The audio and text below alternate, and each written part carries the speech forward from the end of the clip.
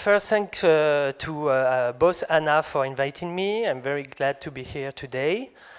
So I'm coming from Paris. I have a company called Darjeeling, and I'm very proud to present to you today Homo Machina, which is, and I will talk about.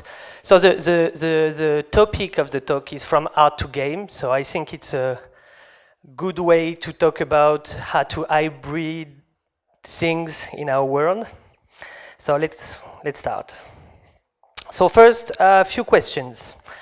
How fast does your hair grow?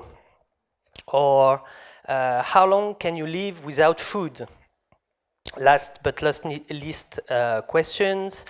How does the erection work?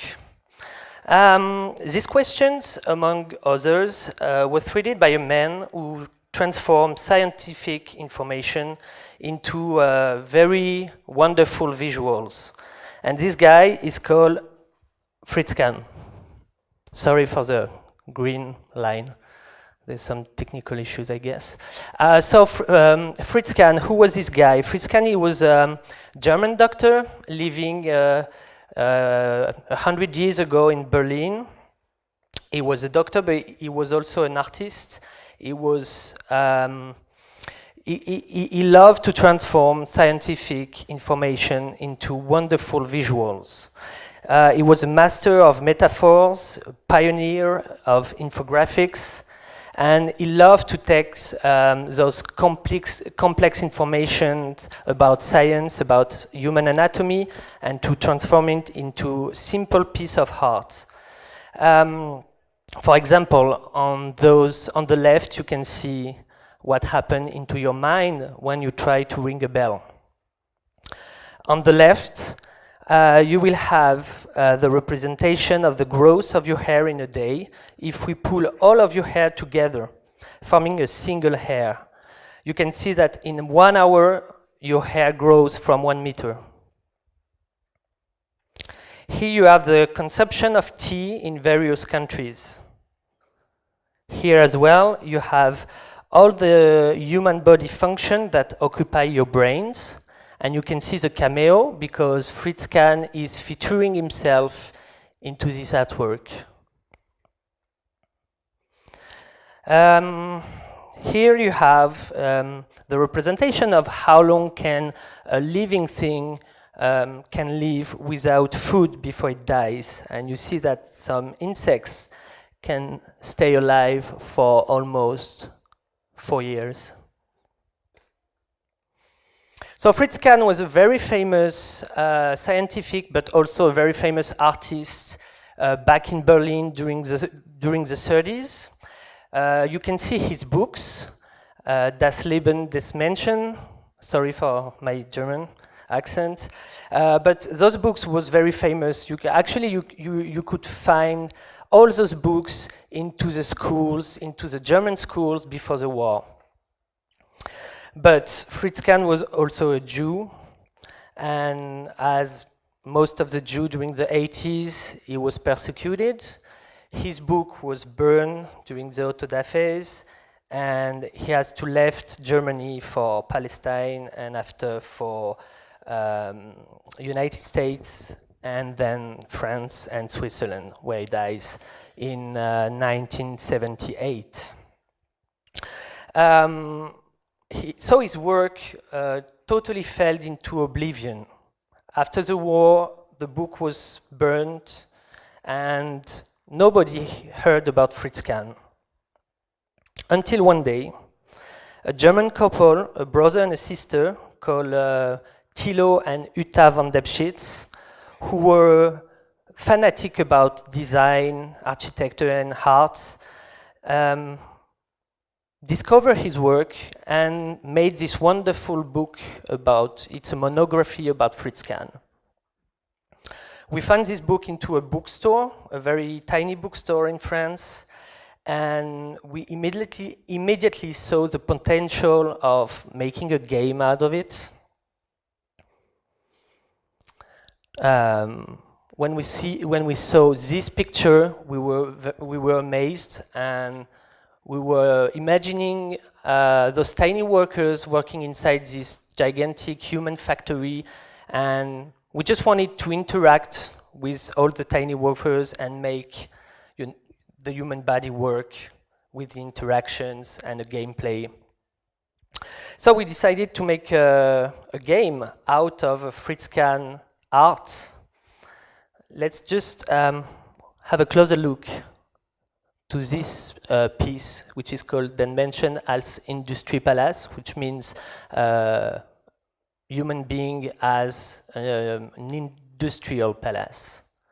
So it's funny, it's very graphic, it's very original, and as I told you, it's a way to understand the anatomy and the science in a very simple way, and a very funny way, and a very visual way. So that's a game. It's called Homo Machina, and you can find it on the App Store, you can find it on the Google Play. It's out since May. And I give you some insight about what was the process and what was our approach about this game. So the question is how to transpose an art form into a game. That's a strange question, I reckon, but we love these questions. So first, the question of the right. Here you can see Thilo and Jutta in a TEDx conference. So they were the right owners of Fritz Kahn, so we had to understand the artistic intention of the artist in order to make the more accurate proposition to those guys, because there was a guy who can stop our idea. And actually they loved it, they loved it. They were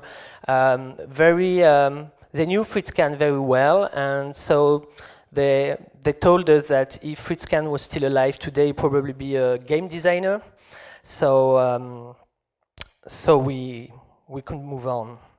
And the main question into regarding the adaptation of an art form into a game is your understanding of the artist. I mean, you have to get the point about what is the message of the artist in order to adapt in a form that remains faithful to his intentions. So the question can be, who was he talking to? What was his message? And what made his work unique and original? And then we thought about transposing his work into an interactive piece, which was not that simple actually. So we start to imagine what was the public that were reading the book of Fritz Kahn. We try to understand his intentions. We start with the simplicity of his work. So, because as you could see, his artwork was very easy to catch and to understand. So we start with the belief that we need to make something very simple, with some simple interactions, with some very strong visuals and graphism, something that is very catchy for the eye, but also that has a potential for education, something that is funny, but where you can also learn about some scientific process and some scientific knowledge, and something universal, which means that you can play whether you are 7 years old or you are 76 years old. So that defined the audience. Our goal was to make a game for, we call them non-players. That means that people that are not even casual players. They just don't play or play a little bit. They are not hardcore players.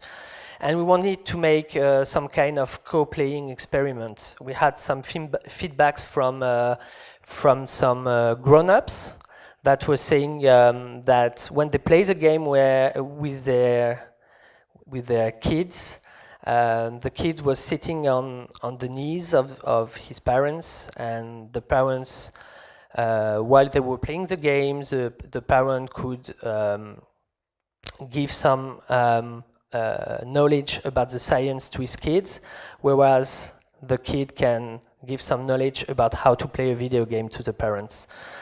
We found that quite funny, but also very interesting, the notion of co-playing and how different generations can play a game.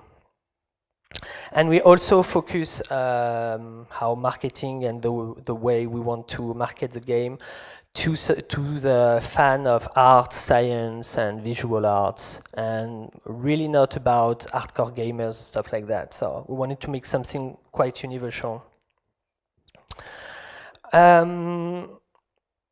Let me show you a little bit some graphics about the games, which are quite interesting. So we start to make some inspirational drawings with our artistic director, which is called Olivier Bonhomme, a French fellow that is very, very talented and making a lot of illustration for the newspapers and in France and in the US. So here you can see the process of artworking the game to elaborate the right production process. So you have the line on the left and the final result on the right. We tried to make something in 3D, but it wasn't really relevant. We stick with 2D feeling.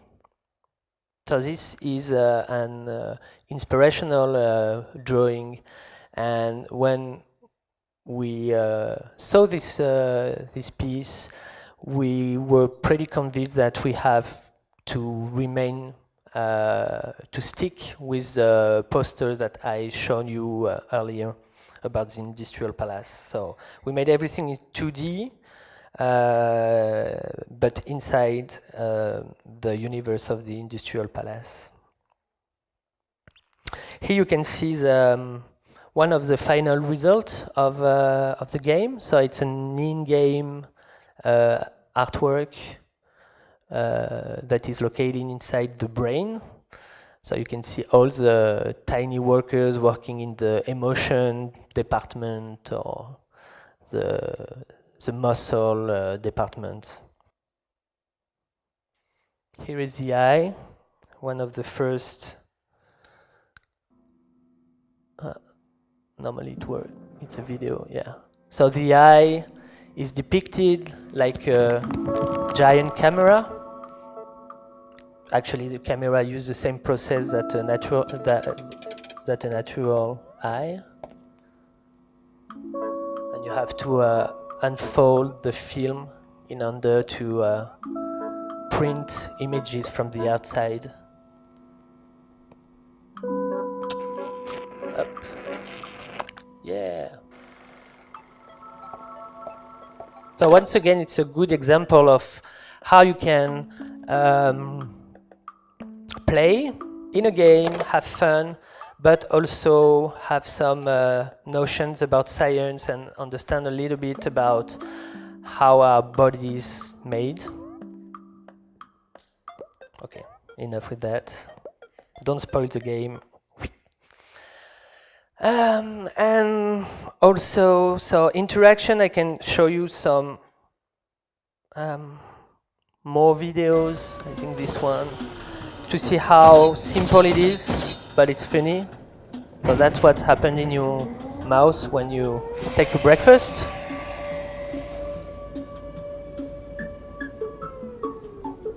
And then in your tongue.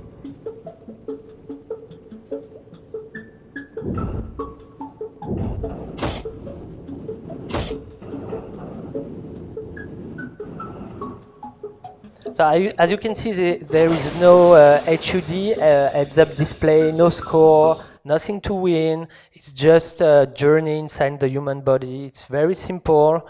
There is no nothing is written on the screen. We wanted to make something that is very close to Fritz Kahn artwork, to have this kind of old prints. And we made it like a journey inside the human body, which means that the game has a beginning, a middle, and a end. It lasts for 1 hour and a half.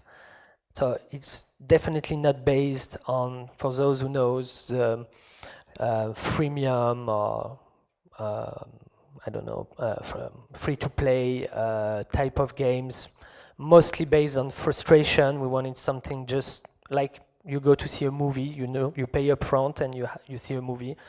There it's like a premium game, you pay and you play. So I think I don't have more time, so let me show you some artworks and then I could pass the mic. The heart, I like this one. It's the voice, which is depicted like a huge organ. And so when you talk, actually there's someone playing the piano, the organ inside your body. Those are the lungs, which are linked to the heart. So you can understand how your blood is getting from the heart to the lungs and the relation between the two organs. I think my time is done, so thank you very much. I'd be happy to answer your question if you have some.